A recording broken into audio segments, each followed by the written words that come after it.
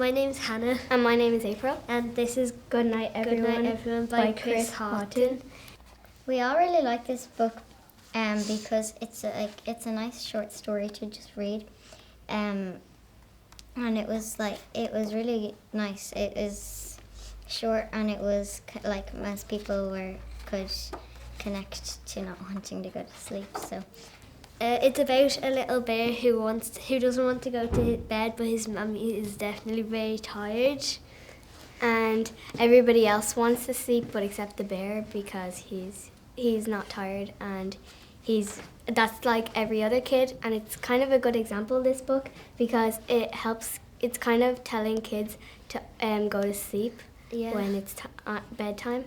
I really like these bits because I think it's a very clever idea what the author has done. So the smaller the animal, the smaller the writing and the smaller the page, so it gets bigger and bigger and bigger. But this is my favorite page, but one thing that I don't like about it is how the author left a big open space here. I think he could have added in some trees or branches or stuff like that to make it more like the rest of the book. So that's the thing that I don't really like about it. We think that he done that because so that we could focus on this side of like the pages getting bigger and stuff. I like these pictures because they're like paper collages and they've they look like they have all paper stuck together on them. What's your favourite page, April? My favourite page is this page because all the stars, and the kids might want to look outside at the stars and look just to point them out, and all the colours, and when it's closer it's brighter colour, and when it's further it's kind of a darker colour. Like rinne daoine difriúil na picture like galéir na séisiúr galéir, like daoine difriúil. And is málam na rán tá siad an na granbar. Shield a bug a hitched in crown, Yol and Gee wad again, all the sheep reach knocked upon, all the sheep who trish up from.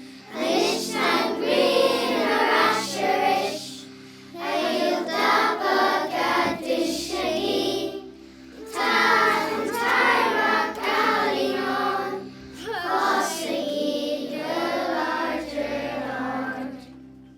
So, tá dús an áireach an saoire an fór agus an gíomhra.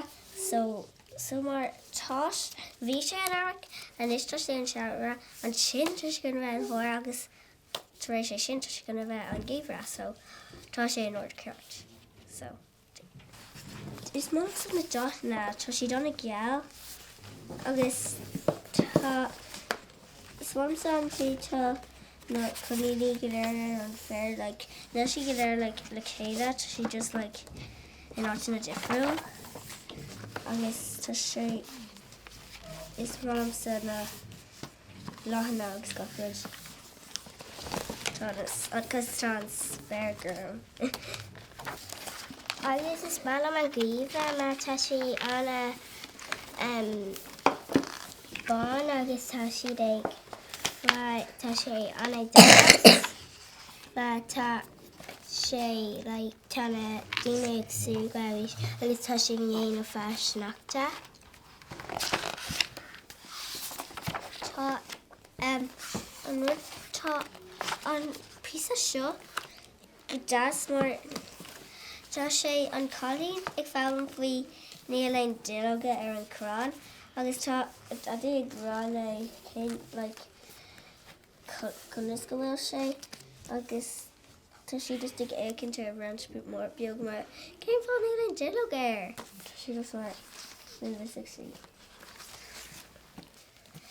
Is málam an picture seo mar tá tú ná ecint tá tú ná ecint na hain agus teach gotí na teach. Agus tá tú ná ecin na hambiha in Orlor. If you look at the background, you can see we've done a lot of work, and that's Liza's work. And here's the book here. for Annalisa. We have 3 actually. I liked about when Annalisa was waiting outside the office for her mum to finish, and she would sing songs to people and tell jokes. I like the way that when Annalisa was running out of the office singing, she would sing this, "Be happy, don't worry," and it was very funny. So it was very lively. I liked the book because there was a lot of change in the characters. Edward was sad, Annalisa was happy, and Annalisa's mum was very serious. Edward's dad was quite gloomy, yeah, and floppy sort of. I learned to keep your mind healthy by having loads of fun and playing. I liked the way it was exciting and you were curious to find out what was going to happen next in the book. I just can't get over this man. This man. It was really good. I liked how the characters were because it was funny. And it was funny how they did the telegrams because they just had to Write capital letters and stop for the full stops. find one in here. I thought it was funny because when Like- Billy made his own telegram, it said on the inside, Like here. some rules are meant to be broken. I thought that was funny. He was pretending to be Alice. And there was an old telegram boy called Charlie, but broke he his fell off a leg. tree and broke his leg. And it's not fair because the illustrator's name is smaller than the author.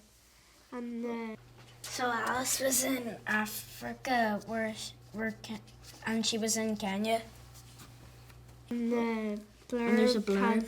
There's like telegrams for the blurbs. I would give this book a 10 out of 10. It's a really good book. I would give this book 10 out of 10 because the illustrations were the best. I would give it 10 out of 10 as well with the illustrations. I would give this book 10 out of 10, definitely. This is Histopedia by Fashi Burke and John Burke. This book is really big. This book covers a lot of detail about our history. It has many famous stories, which I liked as a child. When I was young, I used to reread these Irish legends, and I really loved them. My favourite page is the Myths and Legends page because there's one that I never really knew and it was really good. It's called The Dream of Angus and I never learned it in school, so it was a nice story to learn, and I like all the other ones, but my favourite one is The Children of Lair. Alana, what's your favourite page? My favourite pages are the Gaelic League and the Gaelic Athletic Association because I learned a lot about Gaelic that I didn't know. I learned that Croke Park was named after Thomas Croke. Each of these pages illustrates a interesting fact about our past. For example, St. Patrick and St. Bridget, and how they interfere with our past. They have many stories and fiction, which I like, because I like history, and I find sort of history revision for me, since I'm doing my junior certificate. My favourite myth or legend would probably be the Changeling or the Banshee.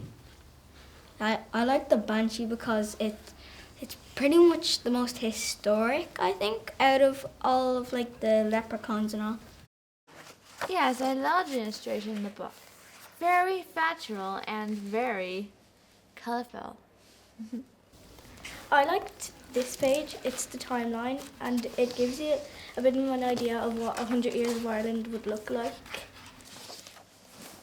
The last few pages are about our presidents and about the history of my county.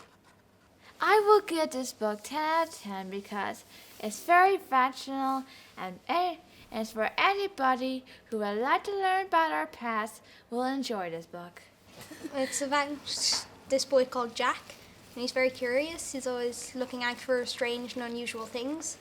And one day he's on a bus ride to school when a bear comes out and starts attacking people. And then him and his friend, a strange man called Gray, comes after the bear has been dealt with. And from then on, he tells Jack about a special ministry where they deal with unusual things that ordinary people aren't supposed to know about. So they recruit Jack to their ministry.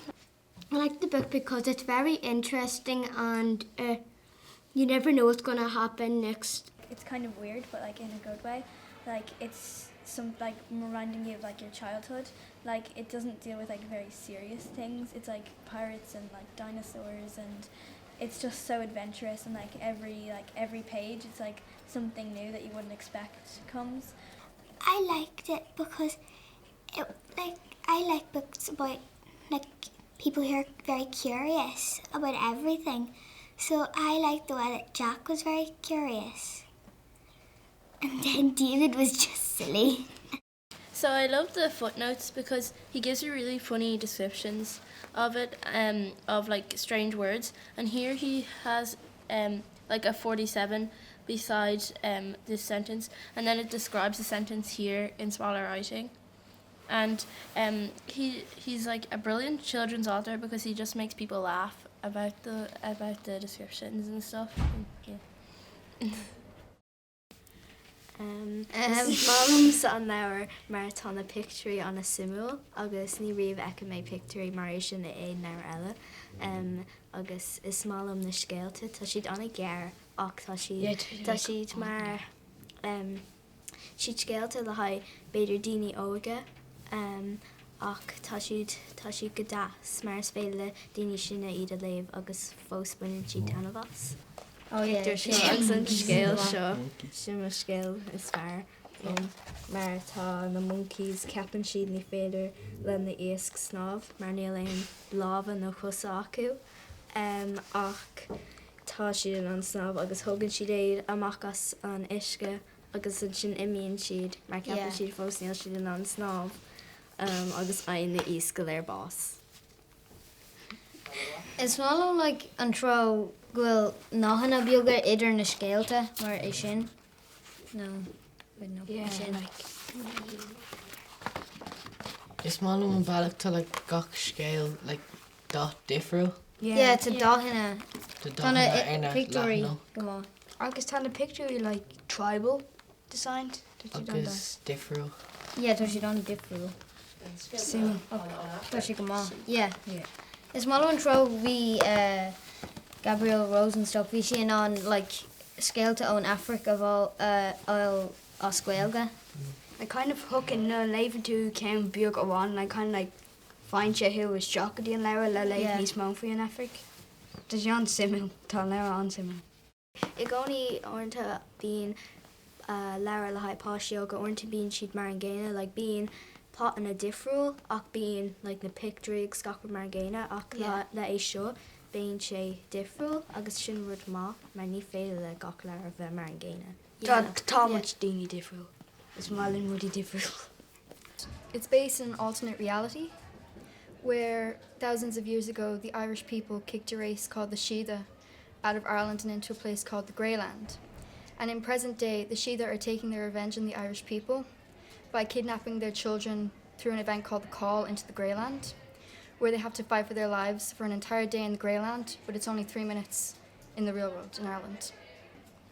I really liked this book in particular because it was based in Irish mythology, which is kind of unusual, and I haven't really read books like that a lot, and I usually just read books that are kind of so fantastical that they don't really have anything to do with present day, whereas this was based in Ireland as well, and it took like real Irish teenagers that weren't particularly special, and they were putting them in these really unusual circumstances, and I really enjoyed that. I'm kind of interested in Greek mythology and Roman mythology, and so I've always kind of wanted to have a look at Irish mythology, and I was really happy about that. I just thought that was really nice. I already knew quite a bit about Irish mythology beforehand, and I knew about fairy forts, for example. And in the book, there's an example of a fairy fort, and it's quite different from the Irish mythology I'd already read, so it was quite interesting. And the fact that they'd taken that the Sheeda, the world of the Greyland and the Sheeda were smaller than Ireland, so the Irish people, the Irish teenagers, when they were transported there, became smaller without knowing it. I did like the book because the plot was fast-paced even from the beginning. It wasn't as if you're reading it just to get to the interesting parts. It's almost as if every part was interesting. So, yeah, it was good. And the way it was an interesting plot too, something unusual. It steered away from things like cliches and things like that. I really like books because sometimes books in Ireland I don't know, you can't really find them as much because they're mostly set in like the UK and then in America and stuff. And I really like it when the book is set where you're from. So when it's set in Ireland, I love the books that are set in Ireland. Sometimes they're just about everyday life, but I like how this took a completely different spin on it. Yeah, it was really good. Yeah. Well, it's kind of about this girl called Jane, and her sister has cancer, and it's kind of her, and she just kind of has this monotone life of everything just being stuck on repeat, and then she's kind of then when we kind of come in, she's kind of talking about how she'd love if she could just get as if something new could come in, and she's just kind of annoyed at the same old. It really told you like what was happening with Emma's life, which is the girl who has cancer, Jane's sister, and it just like it describes her friends well and Farley well and stuff. Well, I liked her the way she kind of really told us about how frustrated she was and how you can kind of relate to how sometimes she just kind of wanted it all to end and she just didn't. She just couldn't really do it anymore, and like she felt really bad about how like she treated her boyfriend and like how she treated her best friend. Because it told you about like real life stories, like anyone could get cancer, and it really told you about it. Because usually you're based on the people who have them, and you're kind of thinking of the fact who'd have people around them, kind of especially people close to them. Needlework is about a girl called Cess, who's fleeing her abusive father with her mother, and it's really about how she deals with the trauma she suffered emotionally, and how she deals with her feelings of worthlessness, and how she feels like she's not whole anymore. I liked it a lot. I liked the writing especially. Like, she kept coming back to themes, and there was kind of motifs throughout the novel that really kind of brought home how she was feeling. This is not like anything I've ever read before, and it really delves into the mind of people who have suffered from abuse. And I feel like she's dealt with horrific experiences, and especially from someone she thought she could trust and someone she loved. And it's affected her life so badly. Like, she lives with her mother in a rundown house, and she has to work 20 hours a week as well as going to school to support herself, because her mother deals with bad depression and she can't work. She works 20 hours a week as well. And she has to clean the house alone as well, because her mother can't bring herself to do that either. Yeah, I think it was really realistic in the way that people feel after they've gone through this kind of abuse and how it affects their life in general. And it's like, she doesn't understand almost that it wasn't her fault.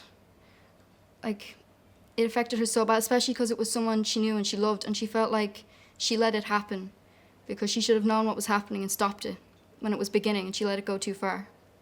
Well, the cover, it has someone stitching into her neck, so I really just expected it to be about a tattoo artist, because on the back it says that she wants to be a tattoo artist.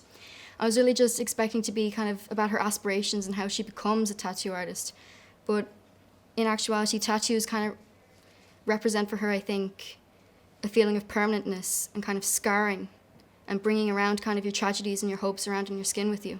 This book is definitely not for the lighthearted. You need nerves of steel to read this book. It's a very difficult read. And I think anyone who's kind of suffered through that kind of things, it could be very triggering for them especially, so they definitely shouldn't read it. Definitely over 16s at least.